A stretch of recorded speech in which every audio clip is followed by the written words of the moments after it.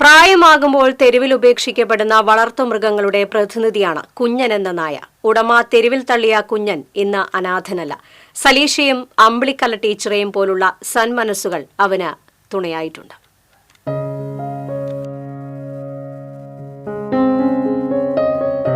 കൊടുങ്ങല്ലൂർ കിഴക്കേ നടയിലുള്ള ഭാരത് പെട്രോളിയത്തിന്റെ പെട്രോൾ പമ്പിലെ അന്തേവാസിയാണ് കുഞ്ഞൻ.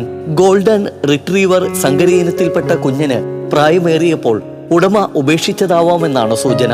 മാസങ്ങളോളം തൃപ്പേക്കുളം നഗരത്തിൽ അലഞ്ഞുതിരിഞ്ഞിരുന്ന കുഞ്ഞന് മതിലകം തൃപ്പേക്കുളം LP സ്കൂളിലെ പ്രധാനാധ്യാപിക അമ്പിളി ടീച്ചർ ഭക്ഷണം നൽകി വരികയായിരുന്നു.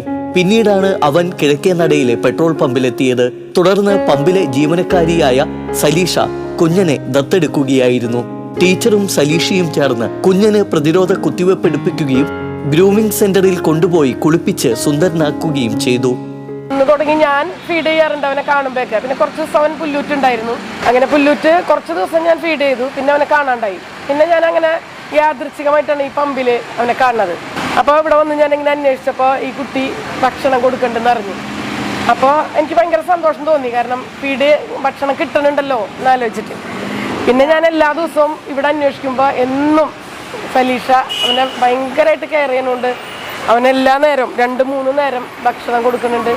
അവനെല്ലാം ചെയ്യുന്നുണ്ട്. അവനിപ്പോൾ ഇവിടുത്തെ ഒരു അന്തേവാസിയായി. ഇവിടെ ഒരു ദിവസം ഇതേപോലെ ഉച്ചയ്ക്ക് വന്നു കയറിയതാണ്. ആ ഷെഡിൽ ഒരു മൂലയിൽ ഒതുങ്ങി കൂടി കിടക്കായിരുന്നു.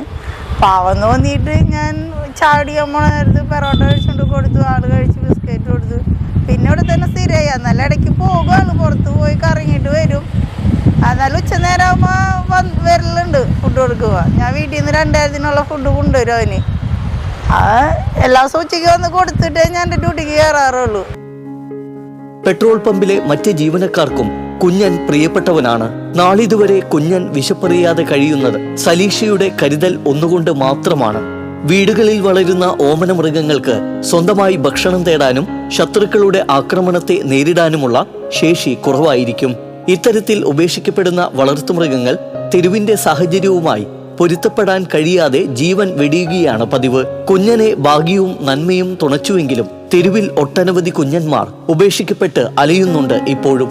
നന്മ പറ്റാത്ത മനുഷ്യരുടെ തണലിൽ ജീവിക്കുമ്പോൾ കുഞ്ഞനിത് 2ാം ജന്മമാണ്. TC വിനോസ്, കൊടുങ്ങല്ലൂർ.